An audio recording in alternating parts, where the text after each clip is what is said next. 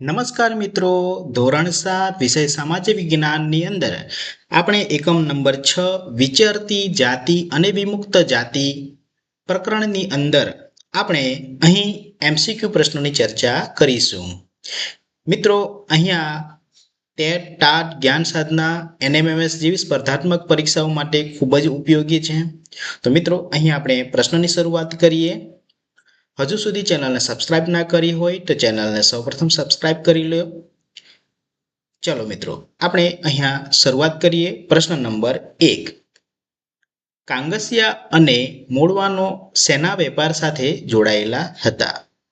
કાંગસિયા અને મોડવાનો શેના વેપાર સાથે જોડાયેલા હતા? મિત્રો, સાચો જવાબ છે વિકલ્પ નંબર એ, શસ્ત્રો સાથે જોડાયેલા હતા. પ્રશ્ન 2. વણઝારા કયા દેશોમાં જોવા મળે છે? ભારત, અફઘાનિસ્તાન, પાકિસ્તાન કે આપેલ તમામ? તો મિત્રો, અહીંયા સાચો જવાબ છે વિકલ્પ નંબર ડી, આપેલ તમામ. પ્રશ્ન નંબર 3. હાલમાં દેવી પૂજક સમાજમાં ખાલી જગ્યાનું પ્રમાણ વધવાથી તેમના સામાજિક પાસામાં સુધારો જોવા મળે છે. ગરીબી, શિક્ષણ, પૈસા કે આપેલ તમામ? તો મિત્રો, સાચો જવાબ છે અહીંયા વિકલ્પ નંબર બી, શિક્ષણ. પ્રશ્ન 4. શેના અભાવે વિચરતી વિમુક્ત જાતિના લોકો અન્ય સમાજો કરતા ભિન્ન કક્ષાનું જીવન જીવતા હતા? તો અહીંયા સાચો જવાબ છે મિત્રો સુરક્ષા, શિક્ષણ, સ્થાયી સમાજ વ્યવસ્થા કે અને બી? તો સાચો જવાબ છે મિત્રો વિકલ્પ નંબર સી, સ્થાયી સમાજ વ્યવસ્થા. પ્રશ્ન 5. નટ જાતિના લોકો સમાજના મૂળ પ્રવાહથી દૂર રહે છે તે માટેના સાચા કારણો જણાવો. તો તેઓ અશિક્ષિત છે, તેઓ ગરીબ છે કે તેઓ ખેલ દેખાડે છે? તો સાચો જવાબ છે મિત્રો અહીંયા તમને 3 વિધાનો આપેલ છે. એ 3 વિધાનોમાંથી આપણે સાચા વિધાન એટલે કે જે સાચા જવાબ જે છે અહીંયા આપણે જણાવવાનું છે. વિકલ્પમાં આપેલ છે, જેમાં પહેલો વિકલ્પ છે માત્ર 1 એટલે કે તેઓ અશિક્ષિત છે. વિકલ્પ નંબર 2 માત્ર તેઓ ગરીબ છે. વિકલ્પ નંબર સી, જેમાં તેઓ અશિક્ષિત પણ છે અને તેઓ ગરીબ પણ છે. જ્યારે વિકલ્પ ડીમાં વિકલ્પ સીમાં તેઓ અશિક્ષિત છે અને તેઓ ખેલ દેખાડે છે. વિકલ્પ સીમાં. જ્યારે વિકલ્પ ડીમાં 1 અને 2 એટલે કે તેઓ અશિક્ષિત છે અને તેઓ ગરીબ છે. તો મિત્રો, અહીંયા સાચો જવાબ છે વિકલ્પ નંબર ડી, એટલે કે તેઓ અશિક્ષિત છે અને તેઓ ગરીબ છે, એટલે કે વિકલ્પ નંબર ડી. પ્રશ્ન 6. વિચરતી અને વિમુક્ત જાતિના નાના મોટા ફેરિયાઓ કઈ વસ્તુઓ વેચતા હતા? દોરડા, ઘાસની ચટાઈ, મોટા ઠેલા કે આપેલ તમામ? તો સાચો જવાબ છે વિચરતી અને વિમુક્ત જાતિના નાના મોટા ફેરિયાઓ દોરડા પણ વેચતા, ઘાસની ચટાઈ પણ વેચતા, મોટા ઠેલા પણ વેચતા, એટલે કે વિકલ્પ નંબર ડી, આપેલ તમામ. પ્રશ્ન 7. સરકારે કોની સાથે સાંકળીને વિચરતી અને વિમુક્ત જાતિઓનો યથોચિત વિકાસ કરવાનો પ્રયત્ન કર્યો છે? તો સાચો જવાબ છે મિત્રો અહીંયા સરકારે વિજ્ઞાન અને ટેકનોલોજી સાથે, વિજ્ઞાન અને ટેકનોલોજી એટલે કે વિજ્ઞાન અને ટેકનોલોજી વિધાન number D, option number D, એની સાથે વિચરતી અને વિમુક્ત જાતિઓનો યથોચિત વિકાસ કરવાનો પ્રયત્ન કર્યો છે. પ્રશ્ન 8. ગુજરાતમાં કયા વિસ્તારમાં માલધારીઓ, રબારીઓ ઉનાળામાં સ્થળાંતર કરે છે? તો સાચો જવાબ છે મિત્રો કચ્છના માલધારીઓ અને રબારીઓ ઉનાળામાં સ્થળાંતર કરે છે. પ્રશ્ન 9. ગીર અને બરડા ડુંગરના જંગલમાં રહેતા માલધારીઓનો વસવાટ કયા નામે ઓળખાય છે? તો પાઈક, બેરાડ, ગડરિયો કે નેસ? તો સાચો જવાબ છે મિત્રો અહીંયા વિકલ્પ નંબર ડી, નેસ. પ્રશ્ન 10. અંગ્રેજ શાસન પછી ગરીબ વણજારા કઈ વસ્તુઓનો વેપારી બન્યા?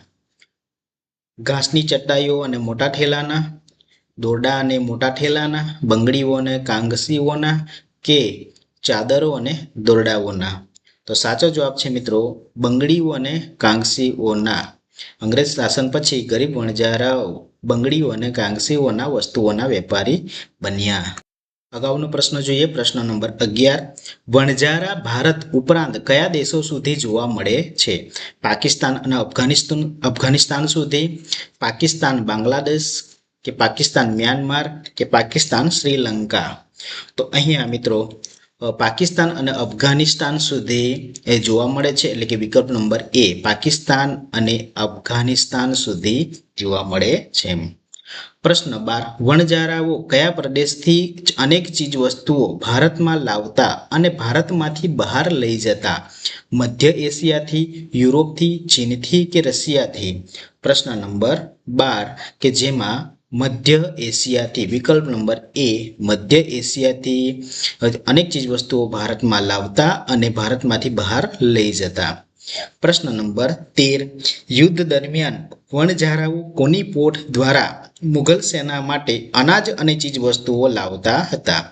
યુદ્ધ દરમિયાન વણજારાઓ કોની પોથ દ્વારા મુઘલ સેના માટે અવાજ અને ચીજ વસ્તુઓ અનાજ અને ચીજ વસ્તુઓ લાવતા હતા? એમાં વિકલ્પ છે ગધેડા દ્વારા, બળદો, ગાયો કે ભેંસો દ્વારા? તો મિત્રો સાચો જવાબ છે, એમાં સાચો જવાબ છે વિકલ્પ નંબર બી, વિકલ્પ નંબર બી બળદો દ્વારા. પ્રશ્ન 14 કયા મુઘલ બાદશાહે વણજારા દ્વારા બળદો પર અનાજ લાદીને શહેરોમાં વેચવાના તેમના કાર્યનો ઉલ્લેખ કર્યો છે? તો સાચો જવાબ છે મિત્રો વિકલ્પ નંબર ડી જહાંગીરે.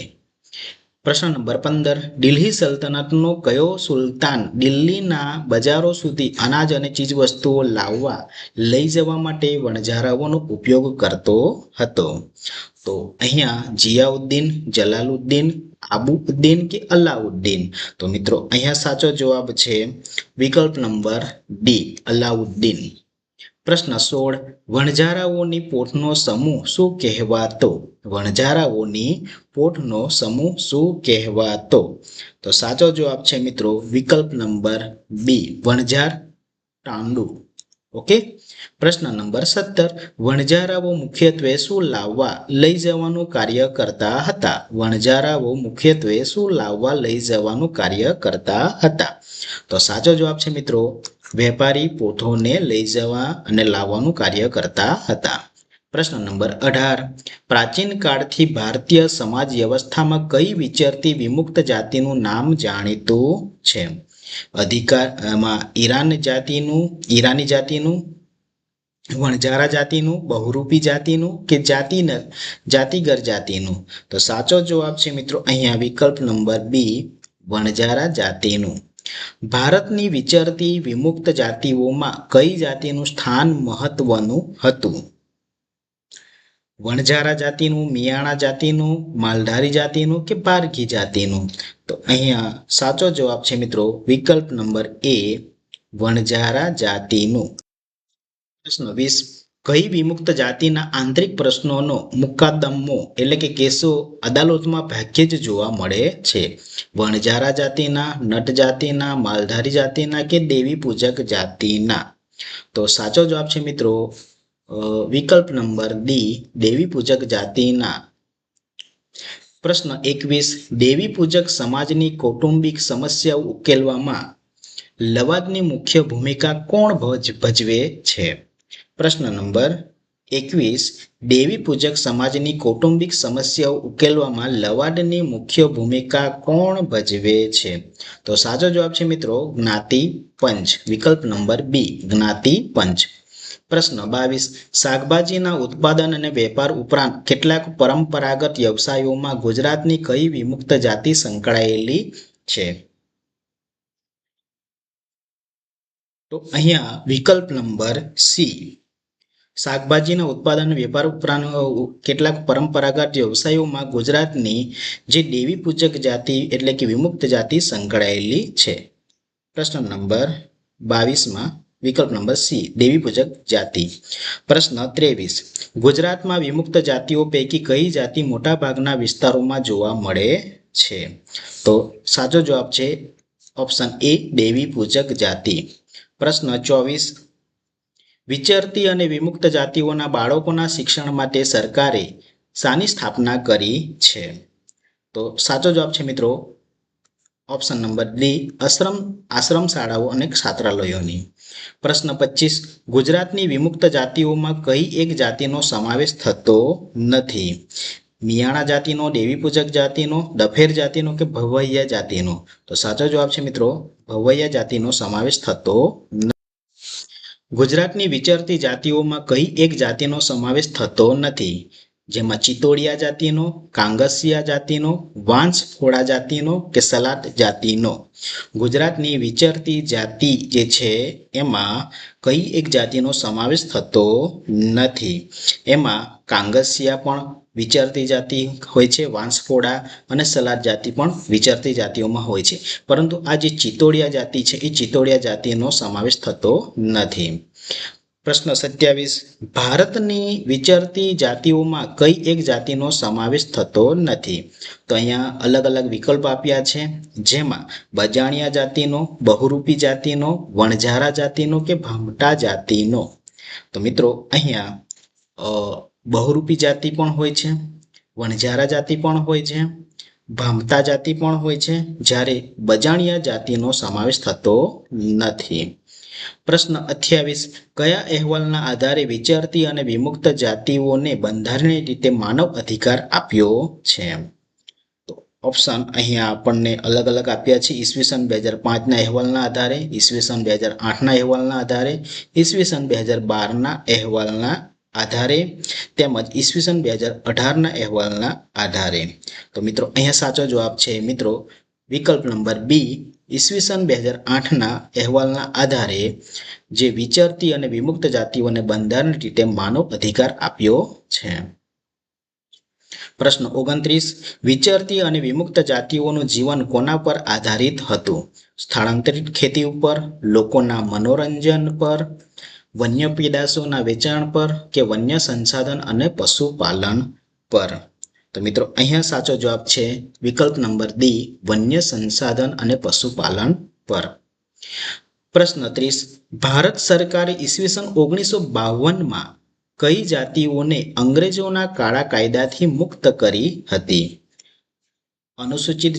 અનુસૂચિત જાતિઓને, વિહરતી જાતિઓને, અનુસૂચિત જનજાતિઓને કે વિચરતી અને વિમુક્ત જાતિઓને? તો સાચો જવાબ છે મિત્રો વિકલ્પ નંબર ડી, વિચરતી અને વિમુક્ત જાતિઓને ઈસવીસન 1952માં આ જે જાતિ વિચરતી અને વિમુક્ત જાતિઓ છે એમને અંગ્રેજોના કાળા કાયદાથી મુક્ત કરી હતી. પ્રશ્ન 31, ભારત સરકારે વિચરતી અને વિમુક્ત જાતિઓને અંગ્રેજોના કાળા કાયદાથી વધારે મુક્ત કરી, બરાબર? તો સાચો જવાબ છે મિત્રો ઈસવીસન 1952. અગાઉ આપણે પ્રશ્ન જોઈ ગયા કે ઈસવીસન 1952માં જે વિચરતી અને વિમુક્ત જાતિઓ જે છે એમને અંગ્રેજોના કાળા કાયદાથી મુક્ત કરી હતી. પ્રશ્ન 32, વિચરતી અને વિમુક્ત જાતિઓને અન્ય સમુદાયથી અલગ કરવા અંગ્રેજ સરકારે કયો કાયદો બનાવ્યો?